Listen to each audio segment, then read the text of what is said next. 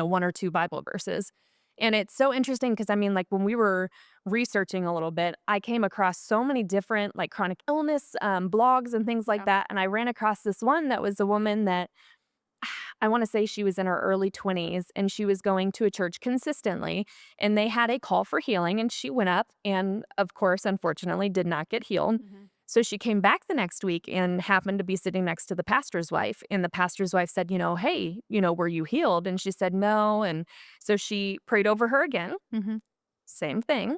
She didn't get healed. So she goes back to church the next Sunday, and the pastor's wife follows up with her and basically said, "Well, we really can't do anything more for you as a church because if you weren't healed after once or twice of being prayed over, then you obviously lack faith or you have hidden sin in your life." Mm.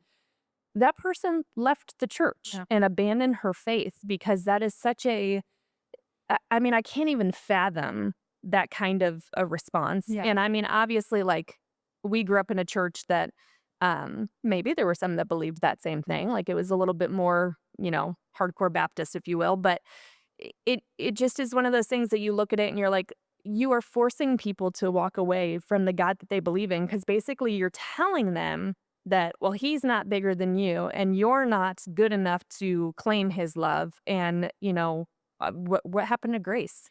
Well, and You that's know? I think with anything, there's the 2 sides of the spectrum, Mhm. and you will find examples on either side of the spectrum and right in the middle. Absolutely. And so what we're communicating is that, there's danger in being too far one way or the other because Jesus really truly balanced grace and truth. Yeah.